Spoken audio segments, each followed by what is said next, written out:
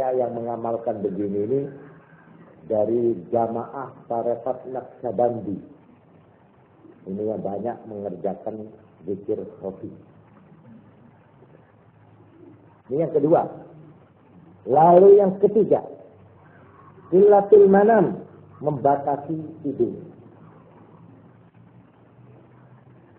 Tidur, nah ini Imam Ghazali sendiri menerangkan sedikitnya. Pada umumnya orang tidur itu sehari semalam 8 jam. Paling apa ya? Bukan paling sedikit, paling ya bukan paling banyak apa ya? Ya sudahlah, 8 jam itu umumnya gitu. Itu 8. Ini angka 8 jam itu dipindah-pindah. Jadi orang yang mengerjakan ini kadang-kadang dipindah sebelum zawal atau sesudah zawal. Nah, ini yang dinamakan qailula. Tidur siang. Sebab qillatul manam ini berarti ini negatifnya tidak tidur. Pahala apa bukan? Artinya qiyamul lail, menghidupkan malam. Artinya dia pada waktu-waktu malam memanfaatkan dengan menggunakan waktu-waktu yang mustajab. Nah, nanti akan kita tunjukkan mana menurut sabda-sabda Nabi sendiri saat-saat yang mustajab itu. Ini yang direbut, Umpamanya ini sebagai contoh. Ya. Sebelum matahari terbit, antara fajar dan matahari terbit, ini yang direbut. Antara lagi, antara kemerah-merahan matahari dengan maghrib, ini direbut. Juga antara maghrib dan isya disambung. Dan tengah malam.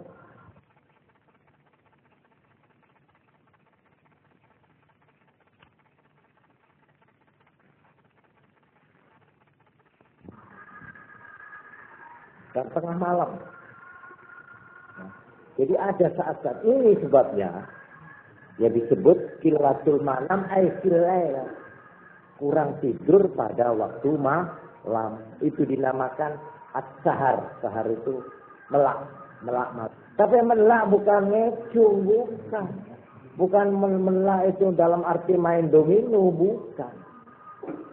Melak lalu gantinya qiyamul lail. Ini positifnya.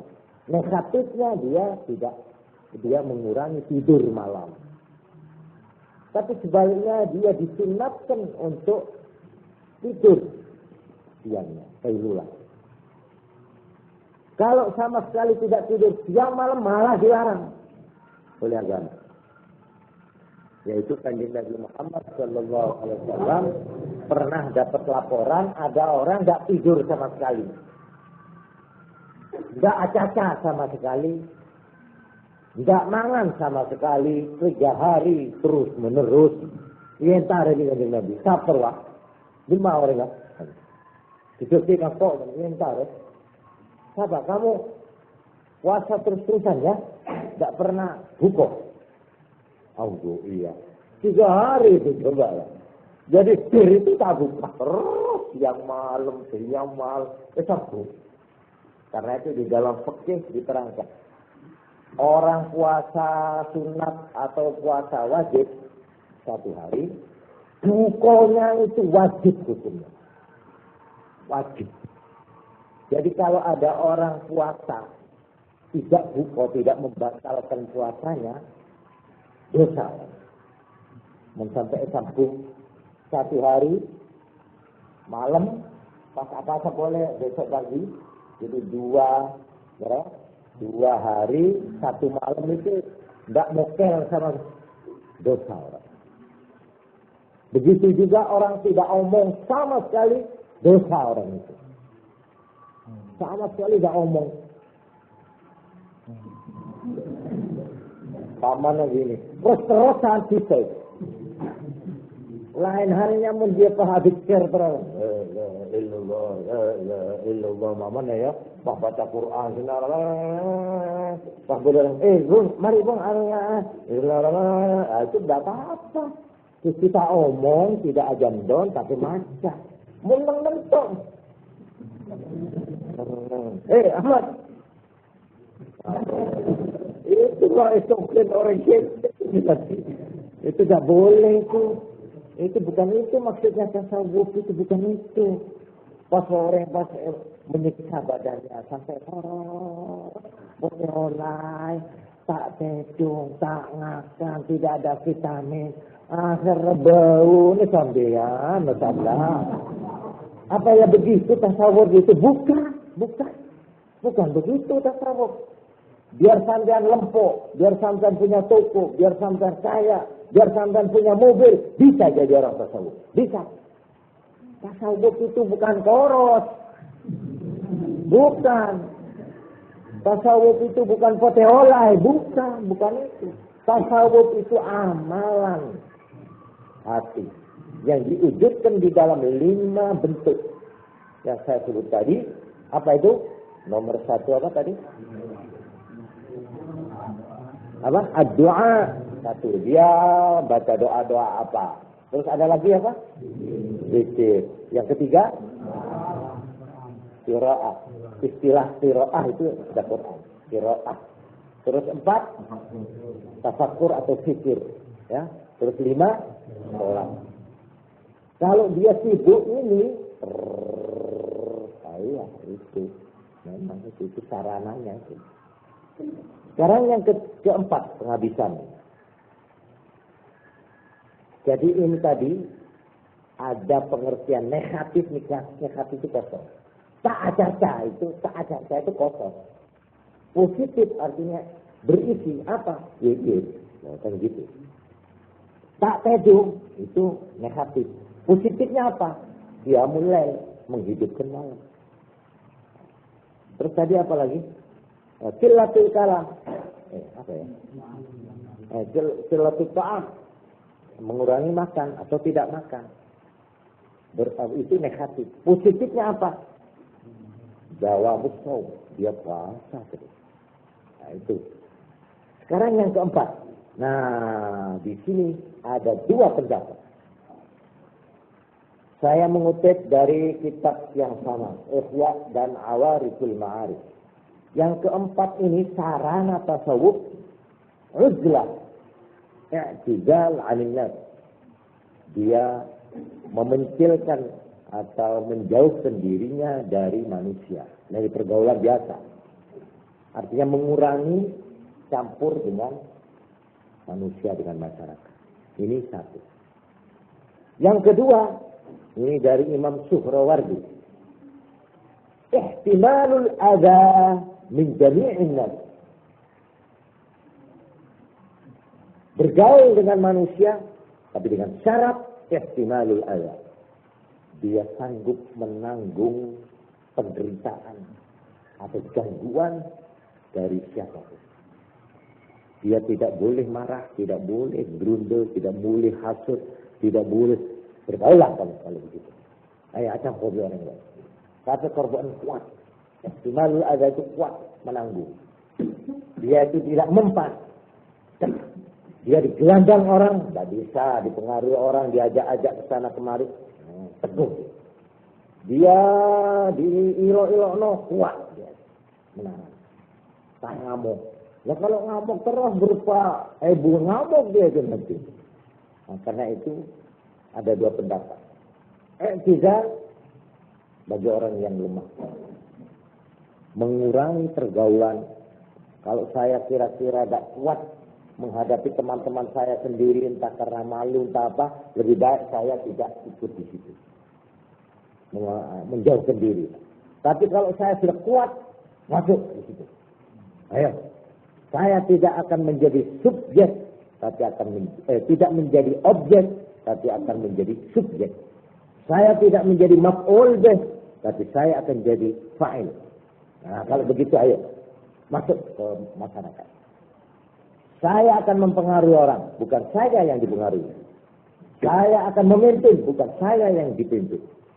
Saya akan mengajak orang amar ma'ruf nahi mungkar, bukan saya yang hanyut kena pengaruhnya arus masa dan zaman. Nah, di sini pengertian tasawuf itu di sini. Karena itu uzlah tidak uzlah ini lalu dipecah menjadi dua. Uzlah dalam arti fisik, dalam arti zahir, mencil, ya mencil, neng di dalam kamar, gak keluar-keluar, itu uzlah dengan zahir. Tapi ada uzlah seperti uzlahnya Kanjeng Nabi Muhammad sallallahu alaihi wasallam. Bagaimana Kanjeng Nabi? Kanjeng Nabi itu jasmaninya berkumpul dengan orang, tapi rohnya berkumpul dengan Allah. Ini. Jadi biarpun Kanjeng Nabi itu masuk pasar, memang Kanjeng Nabi sering masuk pasar, ikut perang, kumpul, kebetuk Abu Jahal, kebetuk musuh, siapa saja dia ketemu Kanjeng Nabi. Tapi hatinya Kanjeng Nabi itu tidak di situ. Dia cuma jasmaninya saja norok di situ duduk, tapi rohnya, basirahnya, hatinya itu tetap dia itu bersama Allah. Itu namanya uzlah maknawi.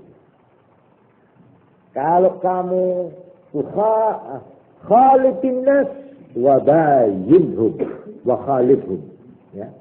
Khalifin nas wa khalifhum.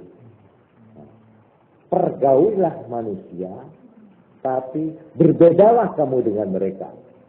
Nah, kalau sanggup begitu boleh. Biar saya bergaul di kalangan intelek, dansa-dansi, umpamanya rock and roll, umpamanya minum arak, main judi, makan babi, itu teman saya. Baik, saya bisa bergaul di sini. Tapi saya bertahan dengan agama saya, dengan prinsip saya. Kalau saya diberi homer namanya atau whisky, maaf saya tidak mau. Ini anak desa basic namanya ya. Anak modern harus bisa minum minuman keras. Nah, sambil ketawa, itu modern. Ya maaf, saya tidak kuat, perut saya sakit. Gitu, alasan, alasan tidak bisa. Dansa-dansi ini, rock and roll. Orang kalau tidak bisa dansa, itu sama dengan tidak bisa nyetir motor. Kenapa? Orang modern harus paling sedikit bisa nyetir Honda. Itu tandanya orang modern. Begitu juga harus bisa dansa. Ya cuma saya ini labu, itu kalau saya itu alasan bisa saja. Tapi kalau kita itu mau duduk dan bisa bertahan dengan sopan, lebih bagus. Ya Pak, agama saya tidak membolehkan. Mari silakan babi. Maaf ya, saya tidak boleh. Loh, tidak boleh sama dokter? Bukan. Rajanya dokter. Siapa? Tuhan. Ya sudah kalau begitu. Lapa sama tempe? Ya tempe boleh. Kalau kita tidak malu mengatakan begitu, boleh kita bergaul. Tapi monkeran sampean itu bodoh kalau tidak bisa menyesuaikan diri nanti bagaimana tersinggung perasaan teman-teman. Jadi saya itu cuma memburu pantas, ngerok dansa. Ya sudahlah, itu sekedar untuk pantas-pantasan. Ya begitu alasan anak-anak sekarang itu. Minum arak, ya cuma sedikit saja. Gitu. Ini sekedar supaya pantaslah dalam pergaulan. Etiket pergaulan itu perlu dipakai. Karena itu ya kalau minum sedikit-sedikit tidak apa-apa. Itu innal hasanat yudhibnas sayyi'at katanya. Nanti kalau sudah habis minum arak, saya akan minum madu. Sebab itu nanti Nabi itu sunat katanya. Jadi kena dosa, lang isap sabi sunat. Ya lo bodoh ya kalau itu. Pokok kamu tidak kuat ya sudah. Kalau orang masih belum percaya terhadap kemampuan dirinya, ya lebih baik kamu menghindari pergaulan yang begitu itu. Ini yang dinamakan uzlah. Jadi uzlah itu menarik diri dari pergaulan di mana kita itu tidak sanggup mempertahankan ajaran agama. Sudah jelas ini ya. Ini kalau dikupas secara modern, hebat itu memang. Memang menurut ilmu pendidikan ya ini yang tepat itu. Orang